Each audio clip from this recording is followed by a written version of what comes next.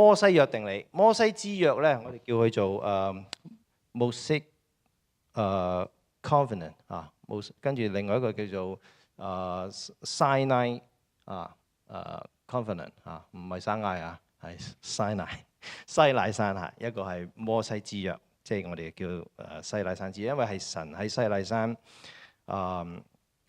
藉住摩西同以色列人所立嘅約嚟嘅嚇。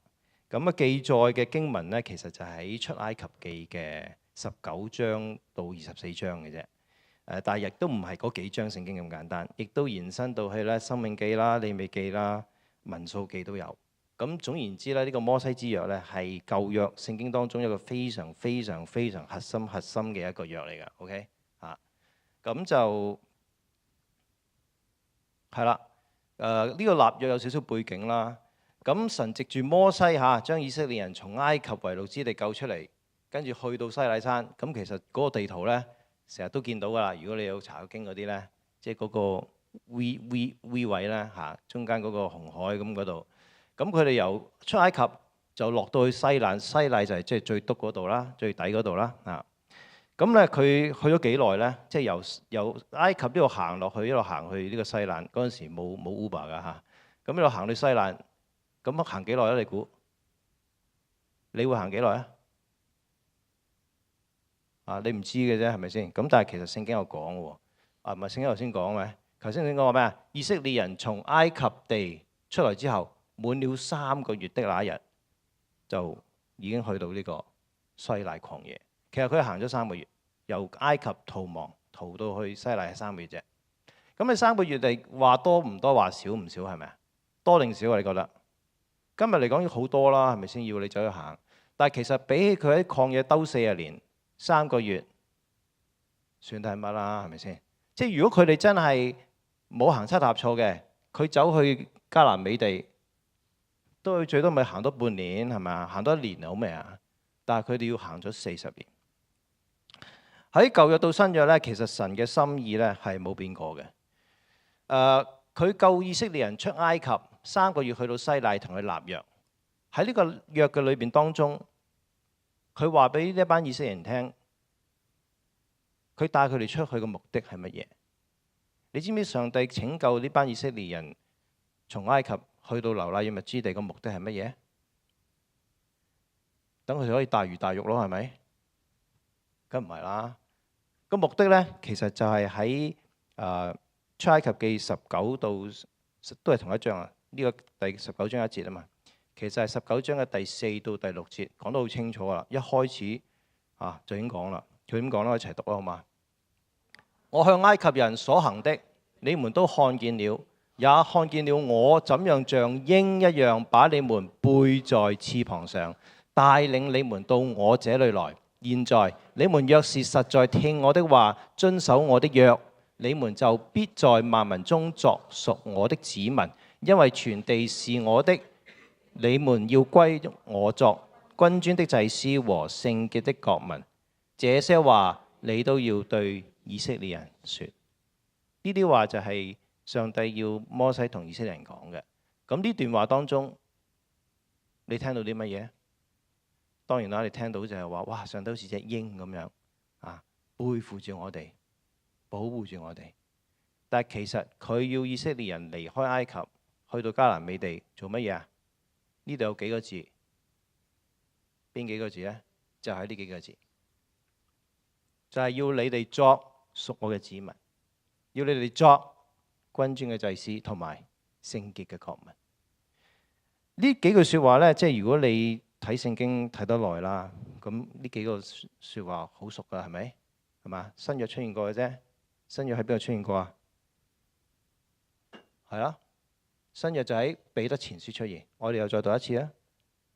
然而你們是蒙揀選的族類，是君尊的祭司，是聖潔的國民，是屬神的子民，為要叫你們宣揚那召你們出黑暗入奇妙光明者的美德。你們從前不是子民，現在卻是神的子民；從前未蒙憐恤，現在卻蒙憐恤。所以從新約到舊約，你見到神嘅心意係冇改變到。從個人嘅層面，你哋每一個同我都係信咗主，就唔單單淨係神喺罪惡當中拯救咗你同我，更加係希望我同你都係能夠屬佢嘅子民，係一個祭司喺個國度當中聖潔嘅國民。呢個唔單止係個人嘅層面，喺教會我哋教會嘅層面當中一樣，普世嘅教會一樣。神唔單止呼召我哋每個星期日嚟敬拜佢哋，敬拜上帝，佢更加需要我哋教會成為關愛社會嘅一個群體，過聖潔生活嘅一班國民，係嘛？聖潔嘅國度，君尊嘅祭司，屬佢嘅子民。咁呢個就俾咗個標杆我哋每一個人啦。從舊約摩西之約已經俾咗我哋啦。咁呢個標杆當然啦，易唔易呢？難唔難呢？點樣可以做到呢？咁上帝通常都唔會話喂，飛啦，咁你就飛到噶嘛。佢梗係會 train 下你㗎。咁所以呢個約裏邊呢，其實有好多嘅 guidance 喺裏邊，有好多幫助以色列人點樣成為剛才所講屬我嘅子民、君尊嘅國度、聖潔嘅國民。咁佢個指引呢，就係當然啦，喺第20章就開始啦，因為頭先係19章。20章咁講咩啊？就係講十誡咯，係咪？十誡當然即係嗰10句説話啦。十誡呢，咁一陣間可能會再詳細講少少，但係而家呢，你會睇到呢，其實十誡呢，佢有少少特色嘅。有咩特色呢？咁啊個特色就係有2條呢係提到呢，你應該做啲乜，有8條呢就叫你唔好做啲乜。即係如果你睇翻下一陣間。咁啊，另外一個特色咧，就係前嗰4條咧，其實就係講緊人同神嘅關係；而之後嗰4條咧，嗰6條咧，就係講緊人同人嘅關係啊。咁邊4條邊6條咧？咁一陣我哋又再睇下啦嚇。即係十誡應該好熟啦。咁呢個約嘅內容係咪淨係得十誡咧？其實唔係嘅啊。呢個約嘅內容咧，亦都包括咗好多嘅典章同埋律法喺裏邊，或者我哋叫律例啦。咁佢喺出埃及記嘅21到23章會記載到，利未記、申命記都會有好多嘅補充。講到譬如有主要係3種嘅律法律例，第一種就係禮儀啦，點樣去獻祭啦，十誡話叫唔好拜偶像，唔好雕刻偶像。咁呢度獻祭就唔係雕刻偶像啦。佢哋點獻祭㗎？通常舊約就係築壇。捉一個石壇嘅可以，咁啊一啲嘅潔淨嘅規條啦，係咪啊？要做聖潔嘅國民咯，係咪啊？咁當然即係唔係淨係講緊心靈上啦，你 physical 你成個生活都需要嘅。咁啊一啲嘅節期嚇，譬如逾越節啊、住棚節啊等等，因為好多禮儀上嘅律法其實喺呢幾章會 cover。咁亦都另一啲係就係民事嘅律例啊，譬如財產啊、點樣賠償啊、社會公義啊等等啊。咁其中有一個咧都幾有趣嘅，就係話咧，佢講到佢話，如果咧人偷咗牛或者羊咧，無論係宰咗或者賣咗咧，佢都要賠償嘅。咁佢要賠償幾多咧？咁佢如果你即係佢度講咗啦，佢話如果咧你攞咗人哋一隻牛咧，你要賠幾多隻啊？5隻。如果攞咗一隻羊咧，賠4隻。咁點解係咁樣呢？有冇人知道呢？係嘛？係冇㗎嚇，我都唔知點解要一隻5隻係嘛？一隻羊就4隻係嘛？咁啊兔仔呢，咁即係點都好啦。即係總之你係要加倍償還啦。即係總之俾啲規矩大家係咪？即係唔係一還一㗎嚇？所以小心啲啊！你哋嚇唔好偷嘢咁樣咁嘅意思。咁我調轉咗個 slide 嘅，本來想問你嘅，跟住俾答案我，點知係俾咗答案，跟住先想問你啊，所以錯咗嘅，係唔緊要 OK。咁我哋咧除咗就係嗰啲嘅民事啦，咁亦都有好多呢啲禮拜嘅，即係祭司佢嘅職分啊、會幕啊、敬拜啊、點樣敬拜等等好多嚇。咁呢個約嘅內容，咁我頭先講咧就係我哋講到十誡係嘛？十誡大家都識啦，係咪先？有冇人識背嘅十誡？冇人識背啦，係咪先？我都唔識，背唔到嘅，因為不過我哋一齊讀，因為我覺得喺崇拜咧，其實我都好少聽到講十誡，我哋就讀十誡一次啦，好嘛？我是耶和華你的神，曾經把你從埃及地、從為奴之地領出來，除我以外，你不可有別的神。不可為自己做偶像，也不可做天上、地下和地底下水中各種的形象，不可跪拜他們，也不可侍奉他們。因為我耶和華你們的神是忌邪的神，恨惡我的，我必追討他們的罪，從父子到兒子，直到三四代。愛我和遵守我誡命的，我必向他們施慈愛，直到萬千代。OK， 未完㗎？OK， 好啦，繼續。不可妄稱耶和華你神的名，因為妄稱耶和華的名的，耶和華必不以他為無罪。要紀念安息日，守為聖日。6日要勞碌，作你一切工作，但第7日是耶和華你的神的安息日。這一日，你和你的兒女、你的僕婢和牲畜，以及住在你城裏的寄居者，不可作任何的工。因為耶和華在6日之內造天地海和其中的萬物，第7日就歇息了，所以耶和華賜福安息日，定為聖日。繼續，要孝敬父母，使你在耶和華你的神賜給你的地上得享長壽。不可殺人，不可姦淫，不可偷盜，不可作假見證供陷害你的鄰舍，不可貪愛你的鄰舍的房屋，不可貪愛你鄰舍的妻子、僕婢、牛驢和他任何東西。全體人民都聽見打雷閃電、角聲和冒着煙的山，人民看見了就顫抖，遠遠地站着。最尾嗰句唔係十誡嘅其中嘅內容，但係點解特別都俾大家一齊睇睇呢？十誡所講嘅嘢，原來係好難守，喺當時嘅人係好驚，唔知點樣去守，因為啱啱喺埃及出嚟，佢哋可唔可以守得到呢？佢可唔可以因為呢啲嘅誡命做到上帝所講嘅嗰3點，屬我嘅子民、祭司嘅國度、聖潔嘅國民？十誡呢係好有趣嘅，真係好有趣嘅。直到今日呢，我哋每一個基督徒呢都係好重視啊，好重視。頭嗰4誡啊，我哋望一望啊，即係頭先讀完呢，得寨呢，你可能揾唔翻邊個係嗰10誡㗎嚇。咁而家再同大家揾翻邊10誡。第一誡呢就係除我以外不可有別的神。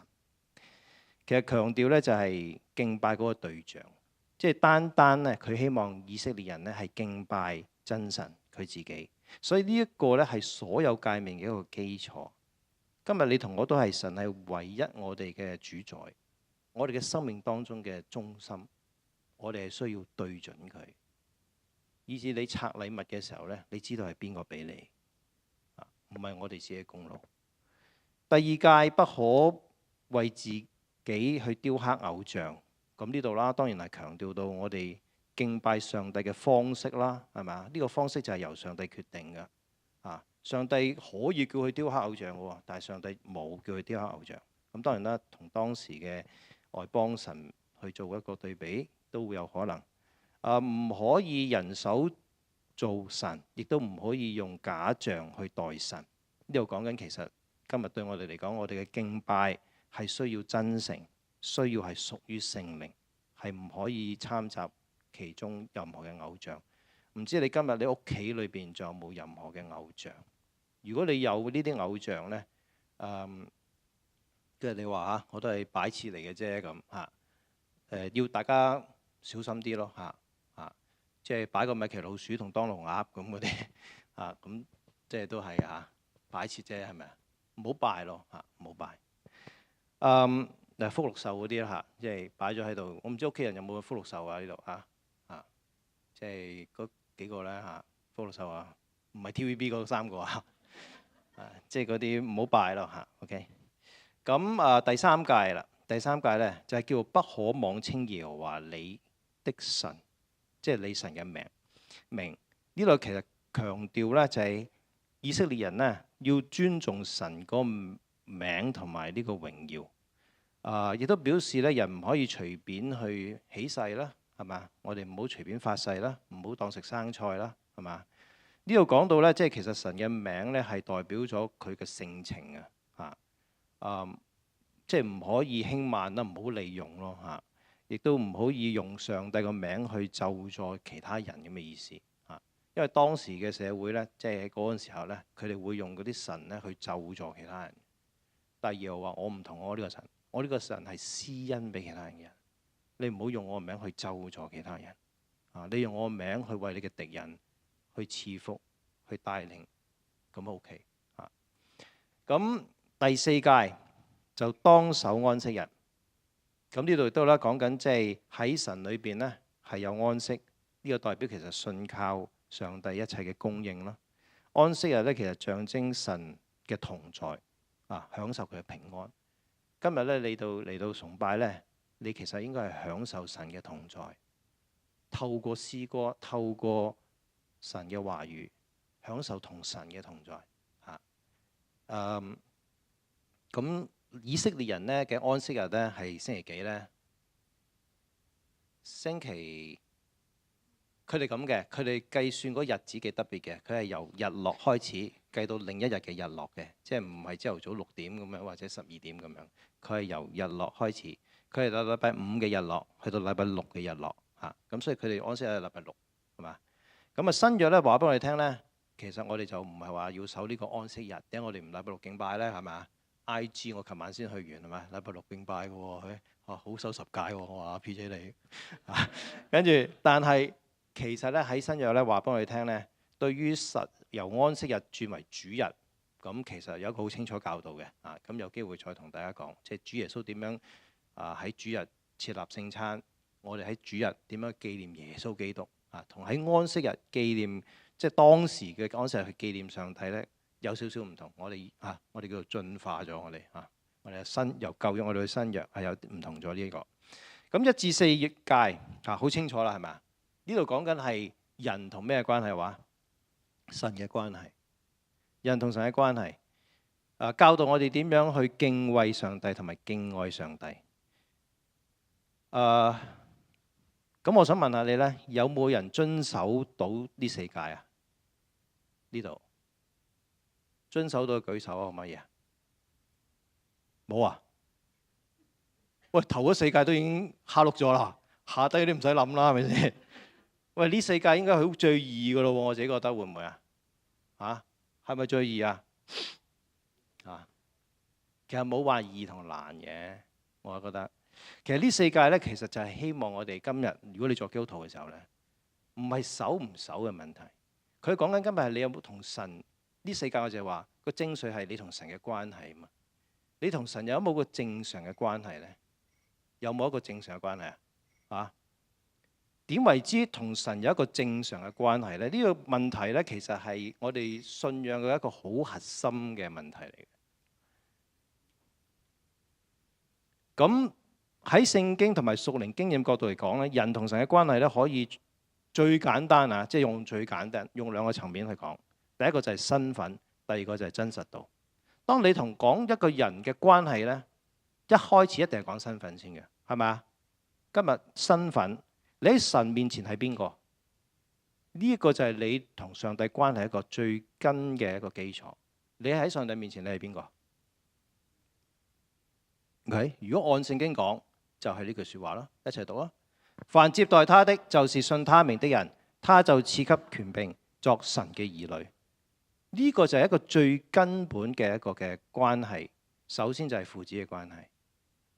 無論今日你咩嘅角色，即係咩身份都好，呢個係你喺上帝面前嘅一個最核心嘅身份。咁喺呢個身份底下，當然啦，即係話俾我哋聽，上帝唔係遙不可及嘅主宰咯。佢唔係一個頒布10誡你守唔到我就掠你嗰隻咯。佢係慈愛嘅天父，我哋係蒙恩典嘅女兒，呢個身份。咁當然啦，聖經其實除咗呢一個咧，都有好多其他嘅圖像嘅，去幫助我哋同神搞關係。有咩其他關係可以諗到啊？你哋喺新約嚟講，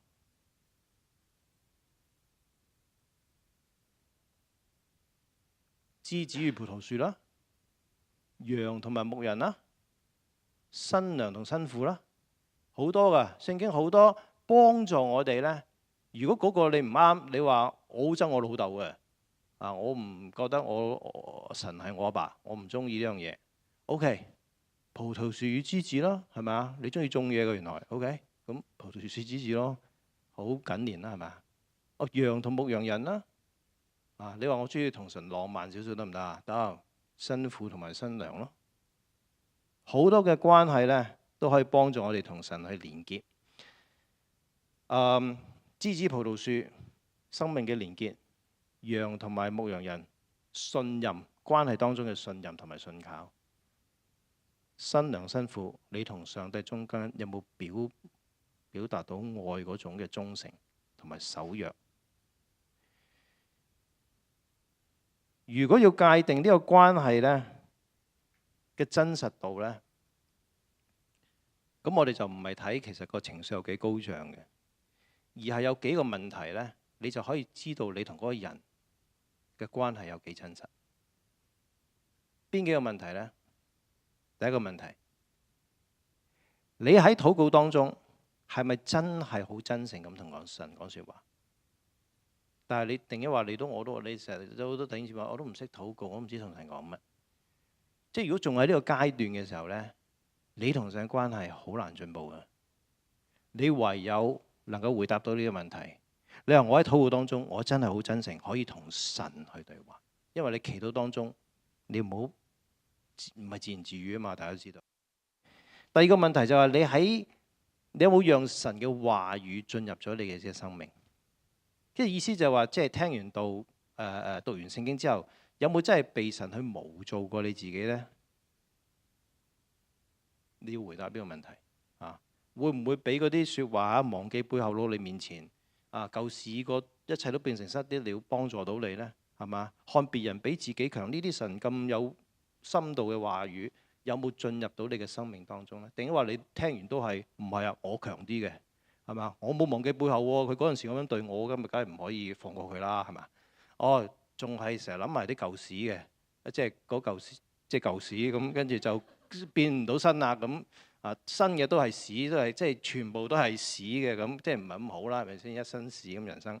第三個問題就係你係咪即係仍然喺逆境當中或者順境啦咁順境好易信靠啦，咁逆境係咪仍然信靠佢咧？係咪啊？呢一個亦都係 test 緊你同上帝嗰個嘅信任度，係咪啊？即係好唔理解嘅時候，你會唔會仍然好依靠到佢呢？咁人生短暫一刻，好多嘅衝擊，一而再，再而三嘅時候，你會點樣去剖白呢樣嘢呢？同上帝最後呢，就係喺你跌倒嘅時候，你係咪仍然願意回到神嘅面前呢？冇逃避，仍然係唔假裝。呢一啲呢，都係講緊你同神嘅真實度。除咗你嘅身份，而家就係講緊真實度。最基本就係呢兩件事。頭嗰四誡講緊我哋同神嘅關係，唔係要你嘅手咩？即係除我以外不可別的神，因為我成日唱歌嘛，唔好雕刻偶像，即係有幾樣唔好妄稱耶和華要守安息日。我搞掂晒咁，但係可能同神冇關係嘅。今日我哋頭先就係用呢幾個問題同埋你嘅身份，真實嘅關係唔係完美無瑕啦，而係唔放棄嘅關係。呢個係上帝同我哋講嘅説話。而關係嘅深度呢，有人話呢，唔係宗教嘅履行，亦都唔係在於你做咗幾多嘢，而係喺你日常當中、生活當中有冇同神同行，係嘛？就好似我咁，有冇與神同行呢？係嘛？好難讀啊！呢啲嘢係嘛？係要與神同行，定因為即係摩西之約咧？摩西之約有人話咧係一個有條件嘅約，係嘛？嗰句説話叫做因為佢係律法之約，有條件嘅。佢同亞伯拉罕之約唔一樣，佢同其他啲約都唔一樣，其他啲冇條件嘅，佢係有條件嘅咁。但係當你聽到呢句説話嘅時候咧，我都希望你能夠再審慎地諗一諗，到底係神頒布律法先啦，定係施行恩典先呢？我想問你，上帝係先頒布十誡先至去拯救佢哋出埃及啊，定話拯救咗佢哋先至頒布呢個十誡呢？叫佢哋遵守呢？好明顯啦，上帝係將以色列人先拯救，俾咗恩典佢哋，然後喺西奈山上先頒布呢個十誡，話俾佢聽應該點樣去做。律法永遠都唔係得救嘅條件。上帝係滿有恩典嘅神。所謂條件，其實就係幫助我哋點樣去親近上帝。嗱，好快，因為時間關係，跟住最尾嗰幾多誡啊？6誡係嘛？當孝敬父母，不可殺人，不可姦人，不可偷盜，不可作假見證，不可貪婪等等。其實都係講緊教導我哋點樣去正面啲去講啊，即係唔好話成日都唔做呢樣唔做嗰樣。正面啲講，其實係想我哋點啊？愛人咯，尊重生命咯，啊，尊重婚約，維護公義，知足感恩，呢啲係正面去解讀呢樣嘢。所以喺耶穌基督話十誡嘅精髓係啲咩啊？十誡精髓係呢句説話啊嘛，一齊讀啊！你要盡心盡性盡意愛主你的神，其次也相仿，就是愛人如己，得唔得啊？其實就係咁樣。你可唔可以守到十誡呢？你問下自己啊，你可唔可以守到十誡？有冇人守到十誡㗎？呢度守唔到係咪？好難。即係頭先嗰最尾嗰6誡啦，係咪？最尾嗰6誡，唔好殺人。耶穌話唔好嬲，唔好恨個人。奸淫、偷盜、假見證、貪心，點守啊？玩咩？摩西守唔守到律法呢？摩西守唔守到十誡？摩西都守唔到，有啲人覺得係守唔到嘅，個都覺得守唔到啦，係嘛？摩西守唔到十誡，佢係一個頒布十誡嘅人，佢守唔到十誡，佢點啊？佢入唔到迦南地，跟住佢點啊？佢離開教會，從此唔做牧師啦，因為佢守唔到十誡。Anders， 聽我哋下禮拜唔使返嚟噶啦，留下聲喺度，咁樣知。摩西呢，從摩西之約到摩西嘅詩歌啊，摩西之歌唔係摩西之歌，因為摩西係詩歌，詩篇90篇，唔將佢讀全篇啦，亦都因為時間緣故，讀幾次啦，一齊啊！摩西喺守唔到十誡嘅時候，佢真係跌倒，佢真係同以色列人一齊慣低嘅時候，佢作咗呢首詩。1、2、3，主啊，你世世代代作我們的居所，你使人歸回塵土，說世人啊，你們要歸回塵土。我們因你嘅憤怒而消滅，因你嘅憤怒而驚惶。你把我們的罪孽擺在你面前，把我們的隱惡擺在你臉光之中。求你教導我們怎樣數算自己的日子，好使我們得着智慧的心。耶和華，要到幾時呢？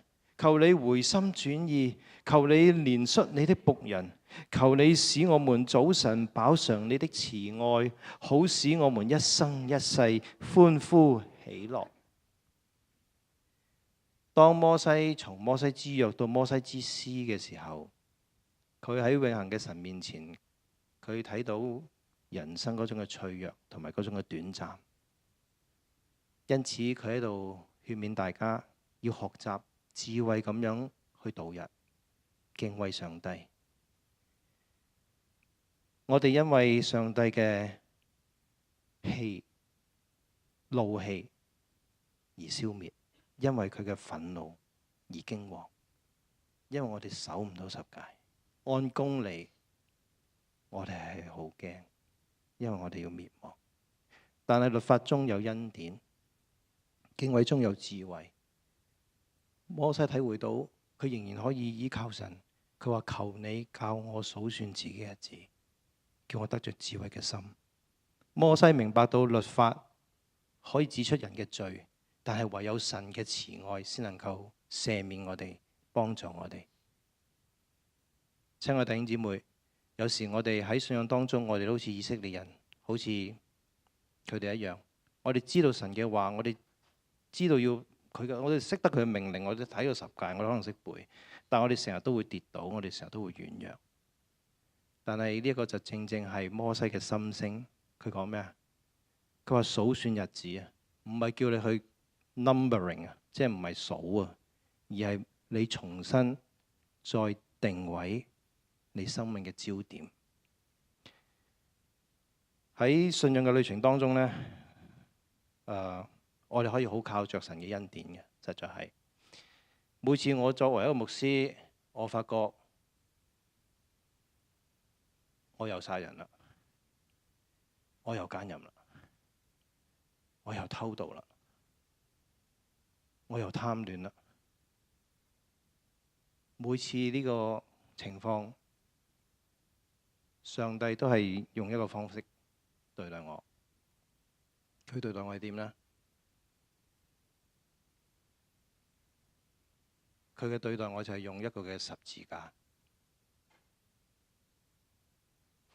佢用十字架話俾我聽，呢一個咁殘忍嘅刑罰係充滿羞恥嘅懲罰。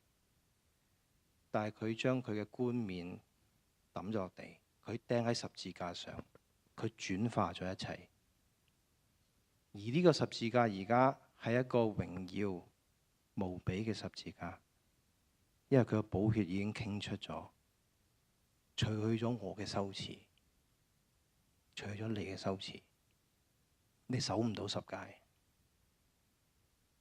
十字架而家成為咗一個恩典嘅記號，因為耶穌基督透過十字架顛覆咗呢個世界，亦都顛覆咗你同我嘅生命。摩西之約，從摩西嘅詩歌，由神嘅公義睇到我哋人嗰種嘅渺小，但係當中我哋見到，我哋可以摩西一樣，佢昔日係一個頒布律法嘅僕人，但係今日成為一個為眾人代求嘅一個僕人。我哋一齊向神祈禱啊！親愛的主，我哋感謝你，今日我哋能夠一齊喺 Living Grace 會恩教會裏邊走呢一條信仰嘅旅程。喺呢個旅程當中，我哋感謝上帝，你俾我哋有誡命，你同我哋立約，呢個係恩典之約。父啊，繼續讓我哋學習每一日去敬畏你，走向對你嘅信任，從要求我哋自己完美，走向依靠神你嘅恩典。我哋多謝你，祈禱交託奉主名求，阿門。